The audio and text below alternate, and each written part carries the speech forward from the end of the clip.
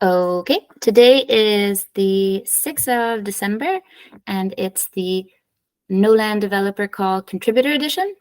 So I'm going to quickly share my screen, and we can get started with some of the updates, and then we have Q&A at the end. We are taking notes here in the HackMD, but the agenda is also available on GitHub. So maybe we kick it off with the great news about Flipando and Dragos. And actually, if you want to screen share, let me know how we can start playing. Thank you, Michelle. But yes, the big news is that the Flipando is finally launchable, but it's not yet launched because logistics.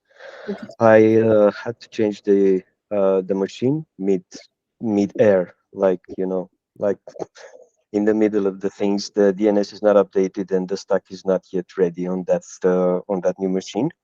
But I can share the screen and show the UI for those of you who didn't have the chance to look over the hackerspace journey, where everything is kind of shared in more detail.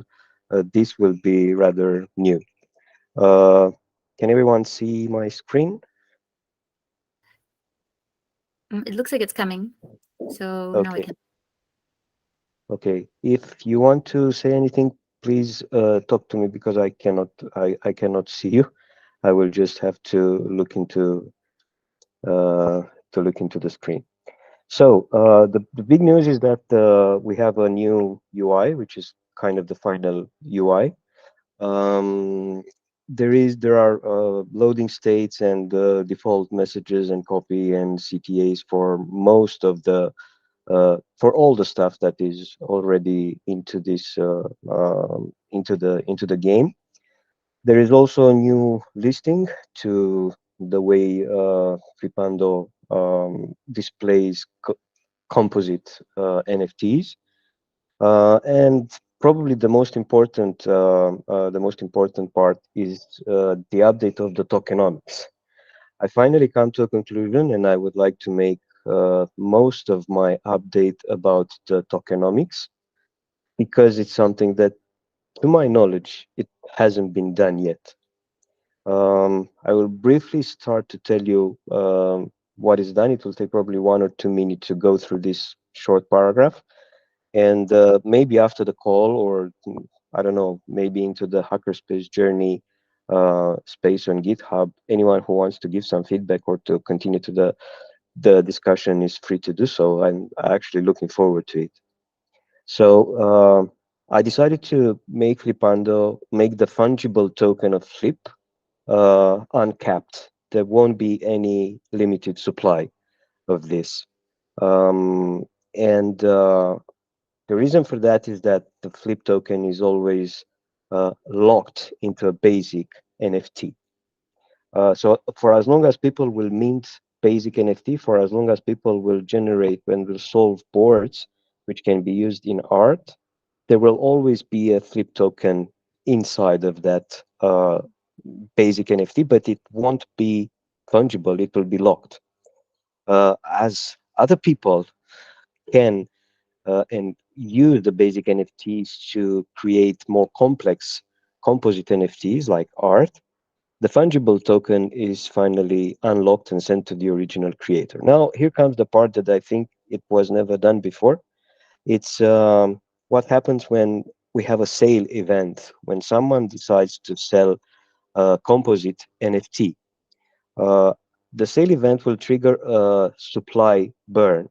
So the fungible token, the flip token, during the sale process will be burned in the range of 1 to 50%. So when someone lists an NFT for 10 flip, there will be a random number generation between 1 and 50, and that part, that percentage will be burned. So if the random number is 25, the seller gets only 7.5 flip if the listing price was 10. So there is a little bit of explanation to that because this is an uncapped supply token. Um, there's virtually no limit to it. But if the token is actually used, and if there is an actual event, an actual transfer of value between parts, uh, a certain reduction in the fungible token supply will may may generate some sort of value accrual. So the this is an experiment for me. I don't know how it will go out because this flip supply won't allocate anything to any treasury or DAO or developers or anything. There will be all out in the wild. So this is the part of the update that I wanted to kind of get into it and maybe raise some conversations about it, and also just the fact that we have now a completely new interface, which is the actual uh, interface. Oh, there is also a Twitter account that you can follow up and look for updates. The link is in the hackerspace issue on GitHub. In the following days, once the DNS is propagated and once I get over the few issues that I had with deploying the stack on the machine, there will also be a link that I will share in the Signal group, and everyone can start playing with this. It goes without saying that there is a faucet integrated, so you will be able to play right away.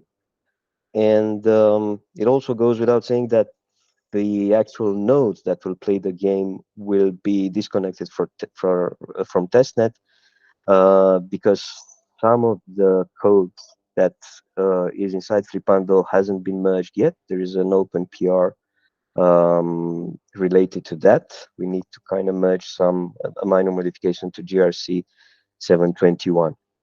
So that was me. I will stop sharing my screen now. Any comments or any suggestions are more than welcome. Yeah, thank you, Michael. That was my idea too, because this kind of, hybrid system when you have an NFT and then you have a locked fungible token inside the NFT, I don't think I saw it anywhere. And there must be some way of balancing supply, demand, and actual usage of the game. I'm also really curious how this will play out. So yeah, that was Flipando update. Thank you. Any questions? I guess I have a question that then you won't need a wallet at all. Yes, you will need a wallet. There is a wallet created as you start, and there will be very soon an integration with Adina in the sense that you can export your um, um, um, just a second. You can export the mnemonic and import it into Adina, so you can actually see everything that's happening. That's happening there. But just keep in mind, Michelle, that this will be on a isolated node on that machine. It won't be on the testnet.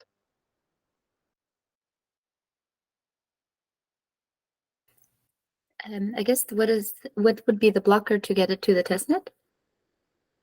There is an outstanding PR, but I will paste the link in a second in the discussion so everybody can see what it is. I will just share the link to the actual issue so everybody can scroll to this. Is the last message that contains a few screenshots of the user interface that we just seen, and also the link to the outstanding PR. Thank you.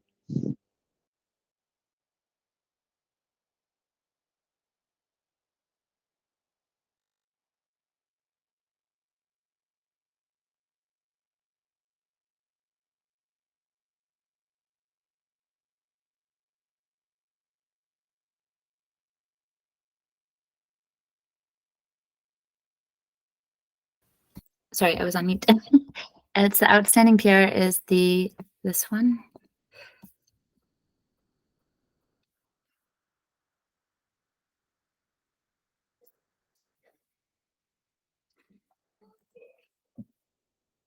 Is it something that we could discuss now?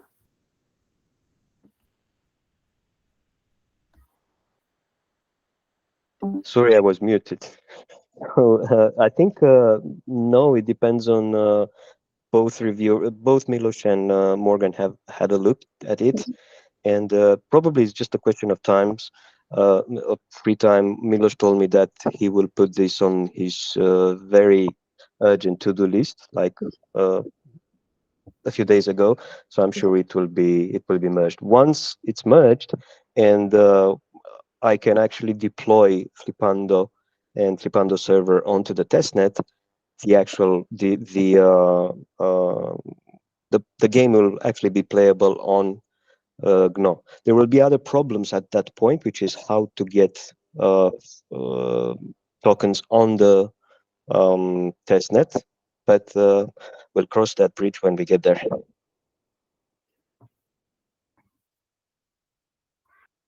Okay.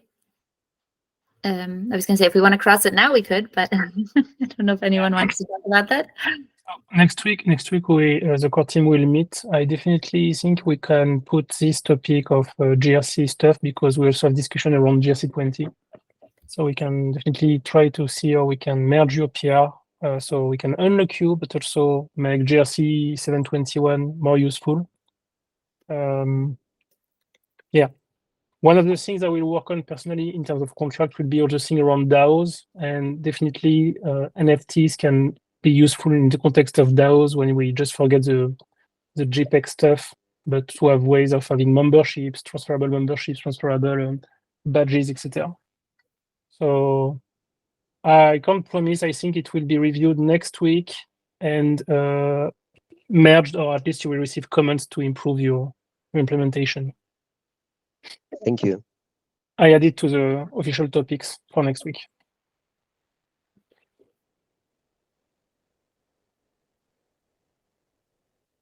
Okay. Is there, I guess, anything else there? If not, we hand it over to Bertie on talking about the new name and their application for No Social that will be reviewed soon. Do you want me to hand it over to you, Jeff and Costin? Costin, I'll let you talk and introduce the video. Yeah, okay, so hi everyone. As you may remember, we were working quite a lot for the last few months on building a framework which we temporarily call Gno.mobile. And once we have, we already have the first version of it in place. And yeah, we'd like to show you, to put it into context and give you an overview of it, a very high level overview of it, with the hidden hope that either you or somebody else will use it. Yeah, we just want to show you what it is. And then we have a favor to ask, but this is after the video. So I'm just gonna copy paste. I'm just gonna give you the link of the video right now. I'm gonna put it in the chat. It's just under 4 minutes. And I propose we talk again after you hear Jeff explaining. Should I share it here so that yeah, please try. We will tell you if it's good. Okay. If we don't have sound, then we should just look individually. Yeah. Okay. It'll be an awkward 4 minutes for people watching this call later, but yeah. Okay. Yeah, you're right. Okay. Let's see if this works. Yeah. Sorry, can you guys hear that? No. Play it a bit more. Okay. No. No, let's look it individually. Yeah, we take a look individually. Sorry. We're going to test something like this next time. Maybe it's a good idea. Let's see how we can play it with sound. Okay. We're taking a 4-minute video break. Okay. Just, yeah, I don't know if Johnny is there, but we took a server to have an OBS system. I think we should make it available for the team, so we can have a special computer able to make strange things, including having a virtual Soundcard. So if Johnny, you are there, or if you listen, please contact Michelle maybe or the core team so we can set up this and make it available for the whole team. Yeah. Is it actually, so is it something we could just go through right now, Jeff? No, it's Sorry, I meant the presentation. Oh. And then if we want to, we can watch the video later. No. We need to read first. Yeah. Okay. Video is better. Yeah, I'm happy to share that. Also, I think the issue might be that you're wearing the headphones, so no sound's coming out. For me? Yeah, I think when you're presenting with headphones on, it's not gonna show the sound. But I'm gonna watch the video. Sorry. Okay. I'll be back.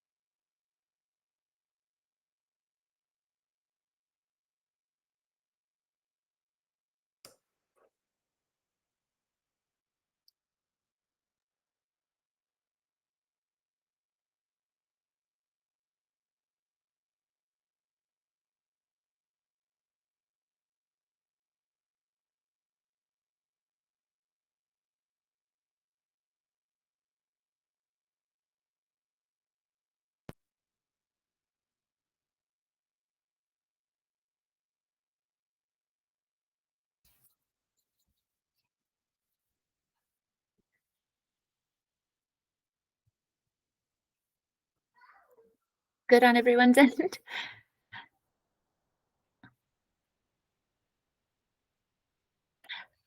For me, that was helpful, understanding a bit more about Tendermint 2.js.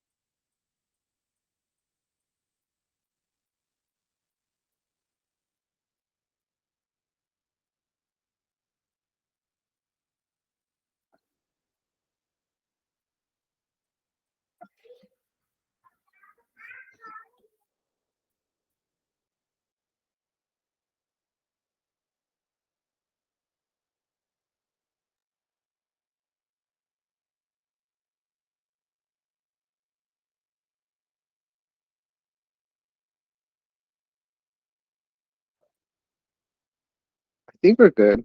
I finished watching. Yeah, me too. Okay. Okay.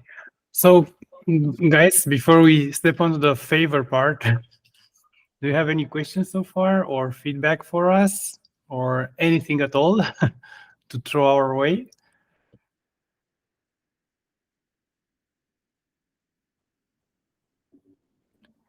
What are you thinking of calling it? Yeah. So that's the favor part. This is where we need your help, guys.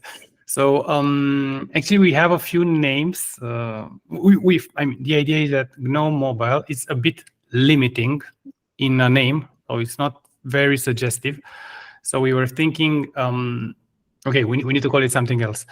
But this is not that banal. It has implications. We need to rename the repo, and any future communication effort, and I'm thinking about public marketing or communication towards public and encouraging people,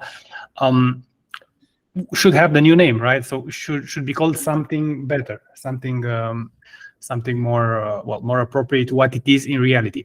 So we were thinking with the team. We have some ideas, but we thought maybe it's a good thing that we ask you also.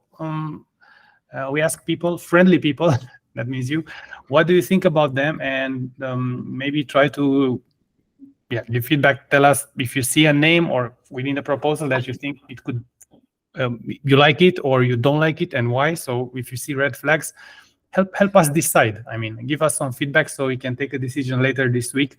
Would be just awesome. So I don't know. I mean, I wanted to invite you to vote on this Miro board, but actually I think it's easier to just take a look at them. So if you have proposals for names other than what you see here, you can put them in the chat or write them directly on the board. You come and write directly on the board.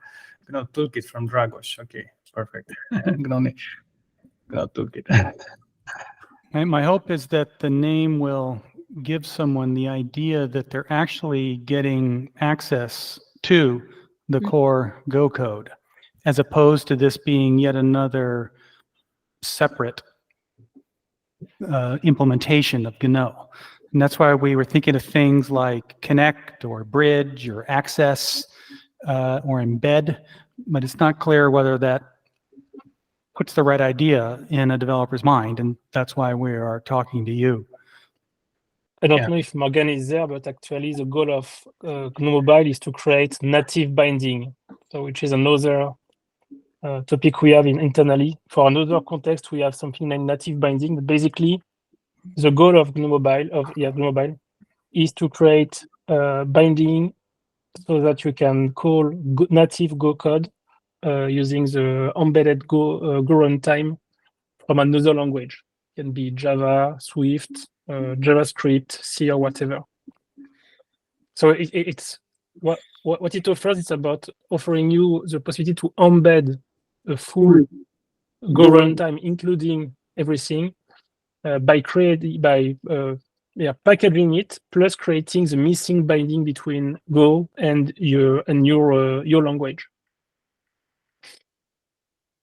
I like the use of the word native. My question to the group is, if you see something like GNOME native, does that make you think that it's for React Native?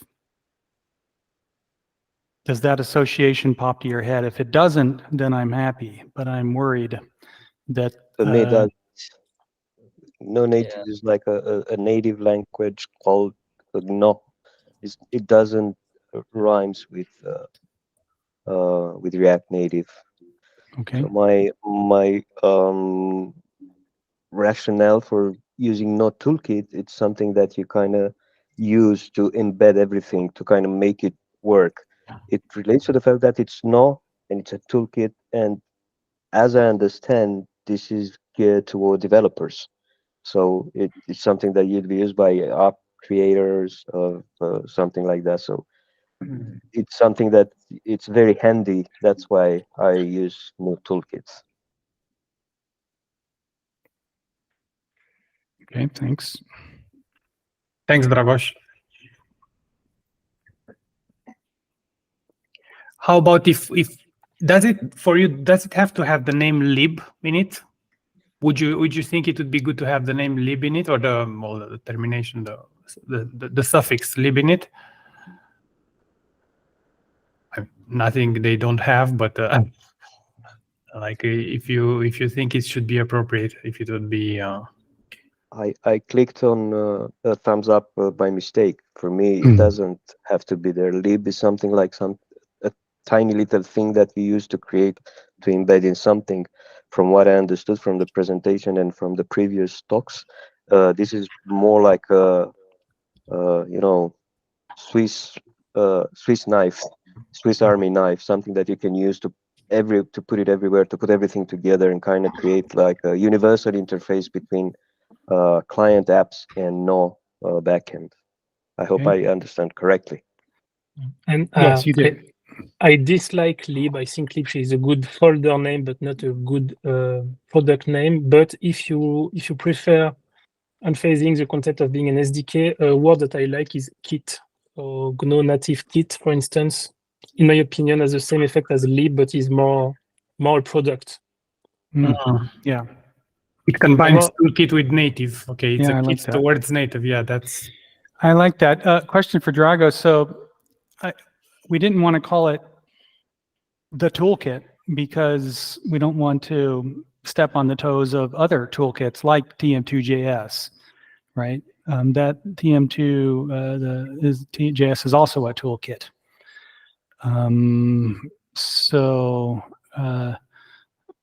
But GNO native kit is nice. It kind of combines both. In our SDK using the Seagull, we had implement from another language called native on the C library. So maybe the GNO native maybe make some conflict with us. Right. So you have another native binding toolkit. Yeah. And right now I can say for some idea, some reason we making another solution for the toolkit for you, and we can discuss more about the name later. My saying. Does your native bindings bind to the Go code? Yeah, we native binding Go code to become the C+ library, and all application will call the SDK by the native code. So do you think we need to focus on the fact that this is a gRPC? When I was thinking of like GNO client GNO client RPC or something. Or maybe it doesn't matter if there's two different native binding toolkits. To be honest, one of the ways I see mobile to be used is sometimes using gRPC because that's the main and the optimized API in terms of DX. But I really want Mobile to also allow sometimes writing custom code. The main difference, if I need to write something, even a web application or I don't know a browser extension, I have a choice to make, for instance, like unblock with Adena. They're writing JavaScript code. They're using TM2JS client, etc. I prefer writing Go code, importing the official Go code. And when I'm doing it, my goal is not just to have a gRPC API, but to be able to have my own Go code. So by default, you ship a gRPC client, yes, but you also make it way more easier to just add custom Go code that can be shipped with my project or another library. So I can enrich the Go code without having to make a rich client in JavaScript calling multiple things after. So the way I see all the things we made on the GNOME main repo is about writing good libraries that are composable. I definitely want to compose things using Go and then having something to match the bridge. If you just have gRPC, if you just have TM2JS client, if you want to make composition, actually it won't be real composition. It will be more about orchestrating multiple calls. If you go So just forget GNO GNO Mobile, GNO Native. Just consider the difference between TM2JS client and the GNO client written in Go. So it's not about making the same things for sure, but one of them is about being an API client. The other one is about building Go code that sometimes import a Go library with helpers and sometimes make RPC calls for sure. But it's about if something is written like in the cryptolib or whatever, I can just import the GNO libraries, the GNO helpers, and that's what I want to use with GNO native when I decide to use it instead of something else. I want to write my custom Go code. I just don't want a gRPC API only. So I think does that apply if you're developing in one of the other languages like Java? Or probably yes. No, yeah, probably yes. I think the other native binding where there can be a conflict is creating an opinionated native binding for video games. So it's just generating good C code. Your work was to make something generic. Actually, you don't have a single usage of it. It's not opinionated for gaming. It's just opinionated for providing gRPC API that follows gRPC good practices, including, for instance, to have streams. Streaming APIs is not something we have really with the RPC on the official RPC API on GNO. So you made an opinionated generic API, but what you allow is to write custom Go helpers or just use additional Go libraries. For instance, GNO Mobile could allow to run a full node on mobile in a browser extension or desktop app. It's not just a client. I can run a full node. I can run GNO Web. I can import a well-known library. If we have a good Markdown renderer, I can import the Markdown renderer. So all the good code from the main GNO repo can be used to build my app. So it's not just a client. It's a client with a gRPC default API service, name it how you want. But it's also a way to import all the Go APIs and not only the RPC APIs. Maybe it will make more sense when you will run a full GNO in a full node in GNO Mobile. And I think you just not something you consider doing in TM2JS client or even in the other one, for instance. So please put gRPC as an highlight, but don't make it the only way of using the mobile, because it's definitely not the only way.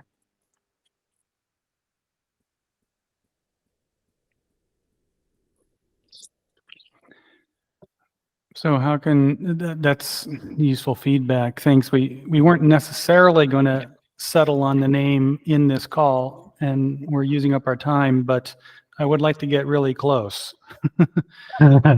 Just I have one suggestion. Guillaume is finishing GNO Dev, which makes Gno.land full node plus GNO Web and everything. In practice, I think we can, I don't know how long it is and if it's worth it, but we could potentially run a full GNO Dev experience on mobile, on iPad, or as a desktop app. So you run something and you have a full blockchain running locally with special features. And it could just make sure that, okay, if you just need a client, please use TM2JS client if you are already a web developer. If you are more from the Go part and maybe contributing to the reusable libraries, or if you want things that goes beyond just the simple client, you can also consider this one.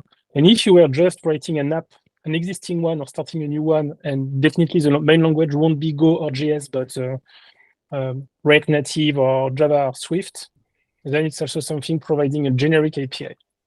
So that's why I think the README should be updated to show not only one main case, but 2 or 3 cases that are made easier thanks to this project.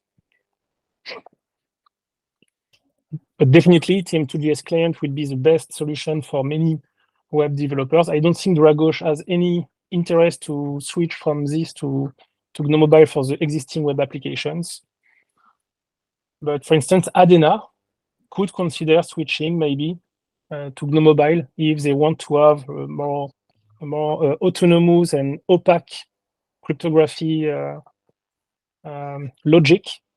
So not switching from the UI to the cryptography part in JavaScript, but having like an opaque bubble where all the logic is happening with private memory, where the GS part is just a client to make something nice with animations, but where you can expect the memory to be more protected than with JavaScript, for instance. To make it justice, just a little comment. I think there are specific use cases when this can be useful, especially when we want to have common behavior between mobile and desktop. Yeah. Please correct me if I understand wrong, but this can be used for both mobile and desktop. So, I think you can do the same with TM2JS client, but it definitely, if you start a mobile app using GNOME Mobile because you have React Native, in practice it's not a huge work to make maybe 80% of your React code being compatible with mobile and web, and then just have a different entry point for the various cases. That how Bertie was made actually. What about something like the file-based key store? Dragos, when you talk about JavaScript, did you do a Node desktop environment, or what is desktop with JavaScript with you? No, I was talking about the actual native wrapper that you have, and I was saying that this is actually useful when you have something like this. I was going more into the direction of the SDK that Apple has. You can use UIKit in Apple, developing on iOS, to have apps that work both on mobile and on desktop with the same set of APIs. So please correct me if I understand that. No, absolutely. That's the idea. Yes. Yeah. So yes, there is something like this in the iOS, and I find it comfortable. I wrote in that, and it shortened the development time, and it gives you access to 2 different platforms, mobile and desktop. So I see use cases. Not all use cases. There's a large part that uses JS because it's simple, it's easier to deploy, to maintain. You have a large code base, contributors, etc. But I see cases when this can be actually useful for unified experience, mobile and desktop. Mm-hmm.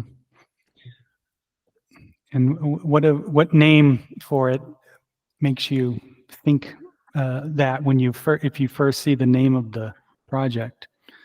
Kit, UI kit. It has to have, for me as a developer, it has to have some kit inside. Okay. Because like that. that's what it uses on Apple SDK as well. So something like that. Yeah. Yeah, that's good. And I'm repeating what I said in the video, but let's suppose that you want to use the file-based key store, and there's already all this code in the TM2 Go library which does that. As a developer, I might feel better using that code instead of trying to port my own create my own file-based key store written in JavaScript, right? And again, the advantage is that you're using the core maintained and debugged Go code. Yeah, in practice, there is something about, so consider that all the GNO code, in addition to be designed to be simple, reusable, composable, will be audited. So each time you are using it directly and just wrap it, you have something which is actually expected to be more maintained, already reviewed, etc. So it also guarantees here. So anyway, the goal is definitely not to try to find the best one for every cases. I think it's just an important one, maybe the favorite for people like me who are definitely Gopher only, because I'm definitely not full stack.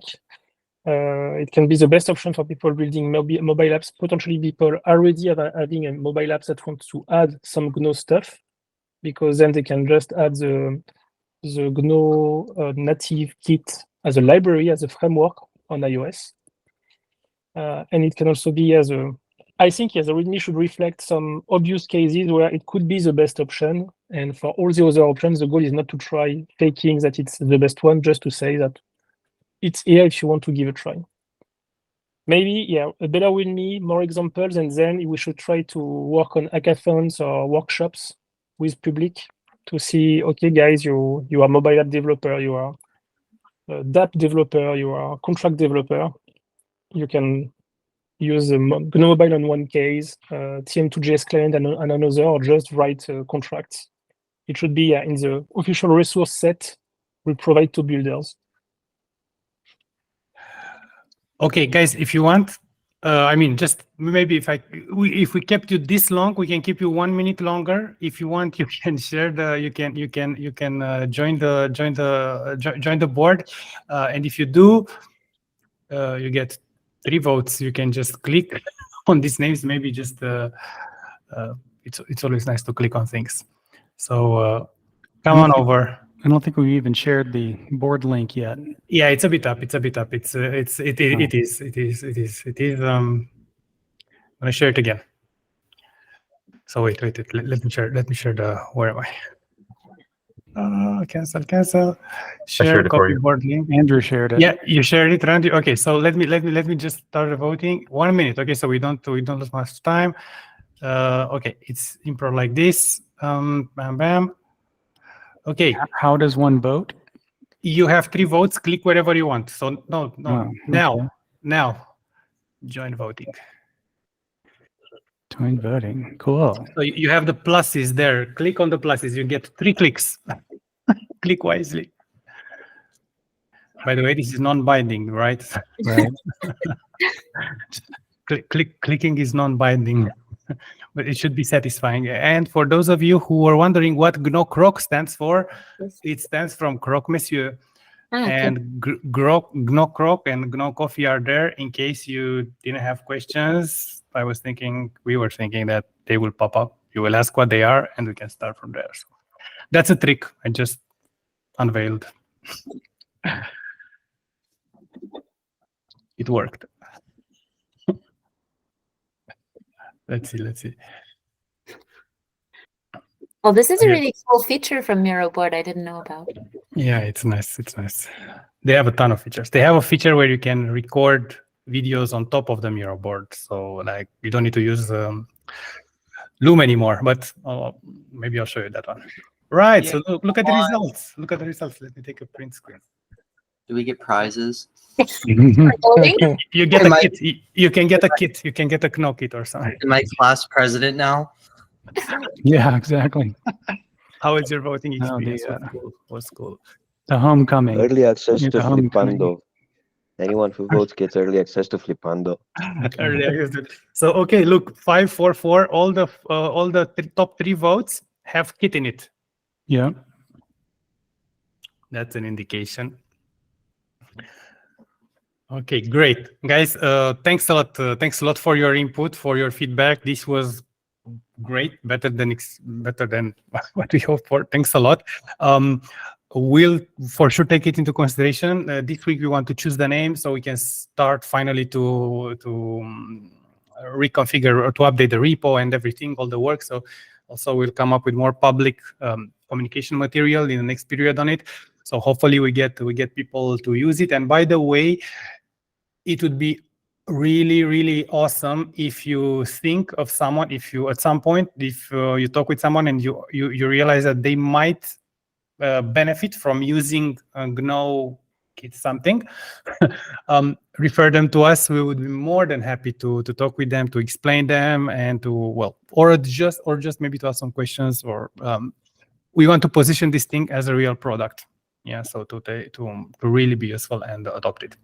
Thank you very much. Thank you. Also, I will just moving on. I will quickly share my screen because we only have a few more minutes left. Okay, so we talked about the new name. There is also an application from the Birdie team.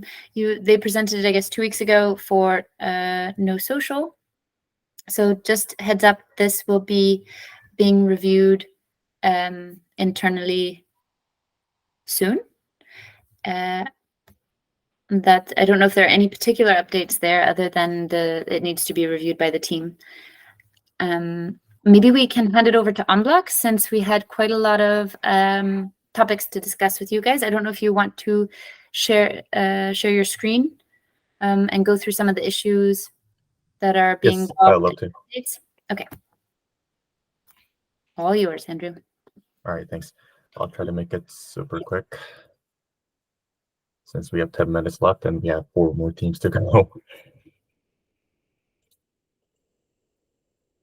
All right, it should be coming up.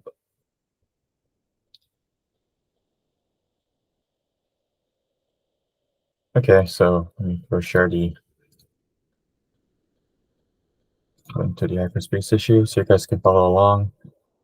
So here's what's been done, starting with Gno core. We ported some packages. There's PR 1415, which is an implementation of the JSON parser that utilizes byte slices. And then there's 1331, which is adding support for octals without O. And then there's 1380, which is fixing issues that was encountered when trying to process nil values while using the println function. And lastly, there was 764, which is adding big int, which is used for handling bigger numbers, which is especially useful for dApps that require a lot of calculations, like DeFi protocols. And moving on to contract-to-contract interaction, this was basically needed to allow the apps to allow realms to dynamically call GRC20 tokens without having to manually import and redeploy them by utilizing the registry pattern, which is basically adding updating the GRC20 specs to have it added to a registry, which the realm can refer to when calling new tokens, basically. And then there was some debugging on the Gno VM 1347, which is throwing an error, excuse me, when trying to convert the type of nil. And then there's this is an old one. There's PR 875, which is fixing the banker module to allow to prevent random people from minting GNOT tokens. Moving on to Adina, we've started some work on redesigning of the sign-in flow, which I'll share at the end of the this talk. And we're still looking for some feedback and comments on the issue 1375, which is about adding air gap support to Adina, and kind of looking for a social agreement on how to transfer data using QR codes between machines. If anyone's an expert on air gap wallets or QR codes, we definitely need your input on this. And moving on to GNOSwap, we worked on some integrations, especially on the swap and pool side. And we've done some testing and a lot of development on the swap router. And besides that, of course, a lot of testing, bug fixes, and code refactoring. And we also published 3 content, a video guide for Adina, and a couple of Gnodesk episodes. And for the next couple of weeks, we'll be working on starting the emit event work with Milosh, and working really hard for the GNOSwap development and preparing the workshop that's scheduled at the end of this month, and fixing Adina's new design work with the design studio and developing the UI flow of the AirGap feature. And now I'll really briefly show our new design in the works. So this is going to be the initial setup page. It looks a lot nicer than our previous version. And as you can see, we want to encourage users to use cold wallets like hardware wallet or AirGap accounts, which are safer methods of creating an account compared to creating your seed phrase on your machine. And I'll share a few screens. We're also going to be adding support for additional hardware wallets other than Ledger. And this is the first page of creating an AirGap account. we still are going to support creating a new C phrase, importing an existing one, or signing in with your social account, which leverages NPC. And just gonna share some slides here and there, so you guys have an idea of what it's going to look like. And this is going to be page in the end, and we're going to allow users to try some popular dApps so they can get started right away. And I think that's pretty much it to share. And I'll hand it over to the next team. Thanks, Andrew. I also I put a link here for the engineering team. We have bi-weekly syncs with OnBlock, and we have quite a lot of issues blocking. So here's a summary of them. If you guys could help take a look and provide guidance so that tomorrow when we have a call with them, we've made some progress. That would be really lovely. Yeah, we need to do it actually. Yeah. I think there are four main PRs. One is super easy. The three other ones, they need assistance from the core team to try unlocking them, at least with some guidance. Next week I will work on it, ideally with other people. But we definitely need to unlock them. They have engineers waiting to work, and we need to unlock them if we can, please.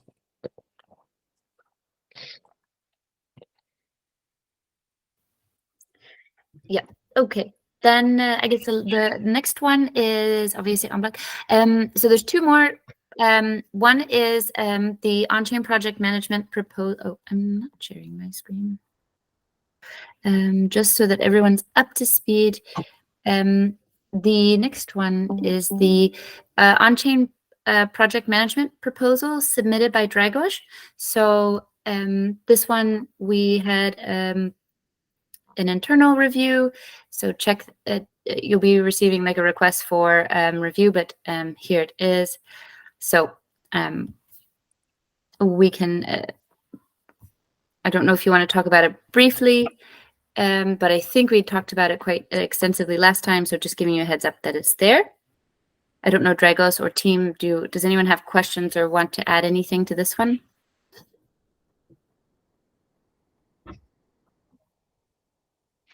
We already talked about it last time, so if there's our question, I can answer them. But I think it's already there. Everyone can look at it and write comments and everything. Can you Thank you if you do that, by the way. Can you share that grant post, please? Yes, I will. And okay, and then last but not least, we also have obviously the Varmeta team joining the call, and they also gave a presentation on the work they're doing, and we also have received a grant application from Varmeta. It's here. And we will be reviewing this internally shortly for you guys. I don't know if I'm also going to share it in the channel just now. Here for everyone.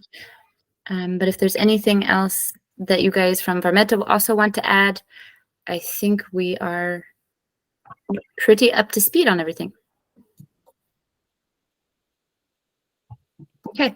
Are there any remaining questions from the core engineering team or from anyone else that we need to cover?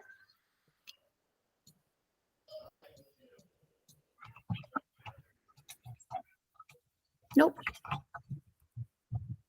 Okay. Well, then thanks for your time. And I guess next week will be the no core one, but you guys will all be able to do it in person, right? Like yes. Together. Yes. Cool. That'll be cool. 1 hour.